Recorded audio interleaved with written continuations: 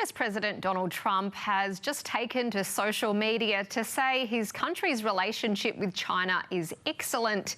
It comes after trade talks between the two superpowers wrapped up in London this week, with the two sides saying they've reached an agreement. For more on the detail here, I'm joined by trade expert Susan Stone. Susan, thank you for joining us. Is this the apparent sign-off we need here of this trade deal? Well, good afternoon. Thanks for having me. We haven't really seen the details. As you have pointed out in the introduction, there have been headline moves announced, both by China and the U.S.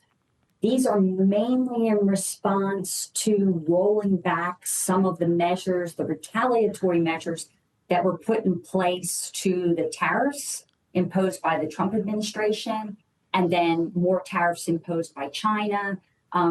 By our count, the current rate that China is placing on U.S. is closer to 32% rather than the 10% that the U.S. administration is announcing.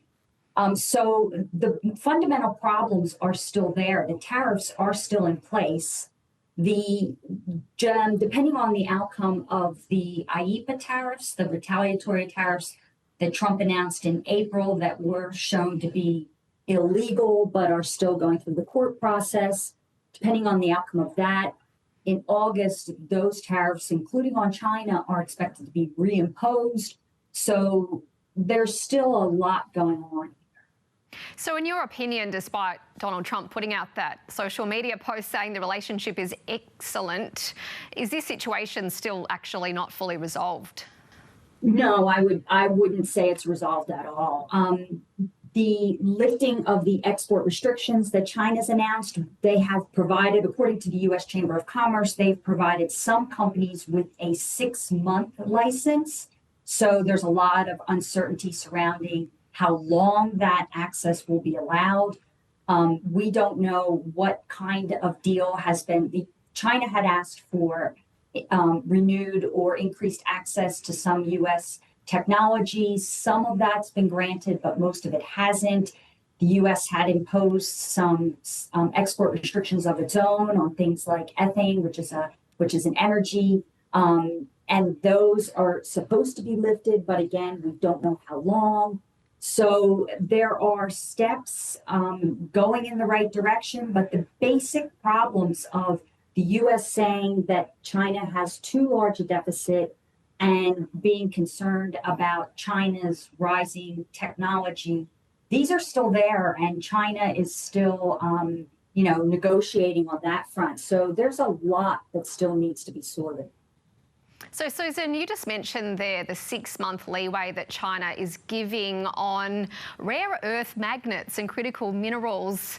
Why have these materials become so central to those trade talks? China was very strategic in putting export restrictions. They put these export restrictions back on in April when the Trump administration first announced its first rounds of tariffs.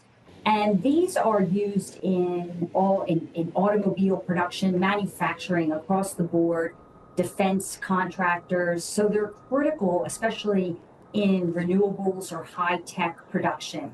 China produces about 60% of global rare earths and processes 90%. So they really do have a stranglehold on many of these rare earths. And so they were able to put these restrictions on, which really undermined many manufacturers in the U.S. And so there was great pressure on the Trump administration to try to reverse these export restrictions that China has imposed. But these have proved very effective for China. So if negotiations don't go well into the future, there's no saying that China won't reimpose these restrictions.